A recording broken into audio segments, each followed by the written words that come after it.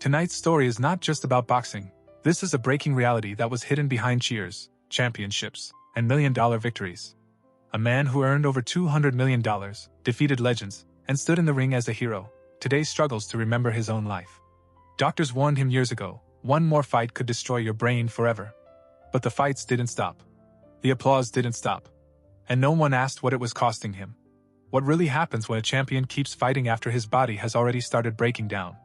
What secrets were buried behind medical reports, leaked documents, and decisions made for money instead of safety? And why did the system allow a fighter to continue even when experts said his brain was already damaged? In this video, you will see the dark side of glory, the truth fans were never meant to see. Childhood trauma, brutal training, fights that should have been stopped, and moments inside the ring that changed a man's life forever. Every punch brought victory closer, and danger even closer than that. But here's the question that makes this story disturbing. Was this courage, or was this slow destruction happening in front of millions of people? Stay till the end, because what happened after the biggest victory of his career shocked even the people closest to him, and the final revelation will change the way you look at boxing forever. The cameras were still flashing, the crowd was still screaming, but something was already wrong, and almost nobody noticed it. Inside the ring, the champion was standing tall, hands raised, victory announced to the world. But behind those eyes, the damage had already begun. Seconds after the fight ended, he walked back to his corner and asked a question that froze everyone around him. Did I win? This wasn't exhaustion. This was something darker. Doctors later revealed that repeated blows to the head don't always destroy a fighter instantly. Sometimes the damage waits. Silent. Growing. Every fight adds another invisible crack, every round pushing the brain closer to collapse. And the most terrifying part? The fighter himself often doesn't realize what's happening. The pain feels normal. The confusion feels temporary. The danger feels like courage. But backstage that night, witnesses described a chilling scene. The champion sat quietly, staring at the floor, struggling to focus, words coming out slowly. Trainers tried to keep cameras away. Promoters rushed interviews to end early. Because if the public saw the truth, the celebration would have turned into panic. And this is where the story becomes even more disturbing. Leaked medical opinions suggested that this fight should never have happened. Warning signs were already there. Slower reactions, memory lapses, delayed speech. Yet the fight went ahead because millions of dollars were on the line. The show had to continue. What happened next would change his life forever. Because the next opponent wasn't just another fighter. It was the moment his body finally started fighting against him. And what happened in the following fight shocked even the people who had seen everything inside boxing. Stay with this story, because the next chapter is where victory and tragedy begin to look exactly the same. The next fight was supposed to prove that nothing had changed. The promoters called it a comeback, the commentators called it courage, and the fans called it destiny. But inside the training camp, those closest to him began noticing small things that didn't make sense. He would repeat the same questions. Forget combinations he had practiced for years. Sometimes he stopped mid-conversation, searching for words that used to come naturally. The warning signs were there, quiet, uncomfortable, impossible to ignore. Yet the fight moved forward. For a fighter like Evander Holyfield, stopping was never an option. Fighting wasn't just a career, it was survival, identity, and proof that the pain of his past meant something. Walking away felt worse than getting hurt. And that mindset, experts later said, is what makes boxing both heroic and terrifying. Because the same mentality that creates champions can also destroy them. Training became harder. Sparring partners noticed he absorbed punches he once avoided easily. His timing was slightly off. Half a second slower, something ordinary people would never notice. But in heavyweight boxing, half a second can change everything. Coaches blamed age. Fans blamed ring rust. But neurologists would later say those were classic symptoms of accumulated trauma. Fight night arrived with the usual spectacle. Lights, cameras, roaring crowds. The atmosphere felt electric, but behind the scenes, tension filled the locker room. Medical checks were rushed. Questions went unasked. Too much money depended on the fight happening. And when the bell rang, the danger became visible almost immediately. In the early rounds, he walked forward the way he always had, fearless, relentless, willing to take punches to land his own. The crowd loved it. Every exchange brought louder cheers. But something felt different. Each clean shot snapped his head back harder than before. Between rounds, his breathing was heavier, his focus drifting. Trainers repeated instructions, unsure if he was fully processing them. By the middle rounds, the punishment was undeniable. Commentators praised his toughness, calling it heart. But toughness can sometimes be the most dangerous illusion in boxing. Because a damaged brain often refuses to quit. The survival instinct weakens. Pain signals fade.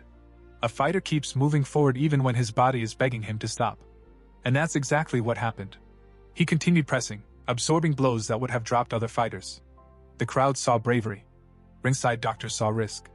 One moment in particular changed everything. A punch landed clean, and for a split second, his legs stiffened. He didn't fall. He didn't even step back. But his eyes lost focus, staring through his opponent rather than at him.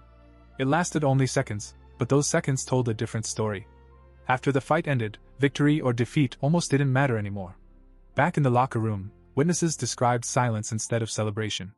He sat still, gloves half removed, sweat dripping, eyes unfocused. When asked about certain rounds, he couldn't remember them clearly. At first, everyone laughed it off. Fighters forget rounds all the time. But this felt different. Days later, medical evaluations raised concerns that were never fully made public. Reaction times had slowed significantly. Memory recall showed gaps. Doctors recommended longer recovery, maybe even retirement. But retirement meant admitting the damage was real, and that was something no champion wants to face. Meanwhile, the public demanded more fights. Bigger fights. More drama. That pressure led him toward the most dangerous moments of his career, including brutal wars that defined an era. His battles with Riddick Bowe became legendary for their intensity, but behind the highlights was a growing fear among insiders. These weren't just contests anymore, they were tests of how much punishment a human body could survive. And then came the fight that would change everything in the eyes of the world, the night he stepped into the ring with Mike Tyson. Fans expected violence. They expected history. What they didn't realize was that both men were already carrying damage long before the first punch was thrown. Because by this point, the question was no longer who would win. The real question was how much of himself he would lose before it was finally over. And what happened after that fight, when the cameras stopped rolling and the crowd went home, would reveal a reality far more disturbing than anything seen inside the ring. And then came the silence. Not the silence of a stunned crowd. Not the silence after a brutal knockout. This was different. This was the silence that followed when the lights went off, when the cameras stopped recording, and when the cheering finally faded into memory. After the war with Mike Tyson, history remembered the headlines, the controversy, the drama. But inside the locker room, something far more disturbing was unfolding. He sat on a metal bench, gloves removed, hands trembling slightly. A trainer asked him simple questions about the fight. Which round hurt the most? What did you think when the referee stepped in? He answered slowly. Too slowly. Then he paused. He looked around the room as if trying to recognize where he was. For a few terrifying seconds he didn't. Witnesses later said his expression changed. Not fear, not pain, but confusion. Deep, heavy confusion. The kind that doesn't come from exhaustion. The kind that comes from damage. Doctors examined him quietly. No dramatic announcements. No public statements. But behind closed doors, the concern was growing. Reaction time tests were worse than expected. Memory gaps were larger than anyone wanted to admit. One physician reportedly suggested immediate retirement. Another warned that continuing could result in permanent cognitive decline. But boxing doesn't stop for warnings. Promoters talked about rematches. Networks talked about ratings. Fans demanded more. And the champion, wired since childhood to equate pain with survival, convinced himself he was fine. Because admitting the truth would mean accepting that every punch from the past had finally caught up with him. Here's what makes it tragic. By this stage, neurologists explain that repeated trauma can blur judgment. The brain loses its ability to fully measure risk. A fighter may genuinely believe he is still sharp, still capable, still invincible, even as scans suggest otherwise. That is the cruel paradox of brain injury. It damages the very organ responsible for recognizing the damage. Over time, the signs became harder to ignore. Interviews where his speech seemed slightly delayed. Moments where names escaped him. Stories repeated twice in the same conversation. Loyal fans defended him. Critics whispered. Insiders worried. But the machine of boxing kept moving. And this is where the story turns from heroic to haunting. Because when a warrior has spent a lifetime being praised for absorbing punishment, how do you convince him that walking away is the real act of strength? When the world cheers every time he stands up after being hit, who tells him that staying down might actually save his life? The final chapter wasn't written in a ring. It was written in quiet rooms, medical offices, and private moments away from cameras. Moments where the cost of glory became impossible to ignore. The most chilling truth is this: the damage didn't happen in one fight. It happened slowly. Year after year. Applause after applause. Punch after punch. And by the time the world began asking whether it was too much, it may have already been.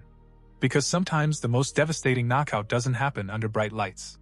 Sometimes it happens long after the crowd has gone home.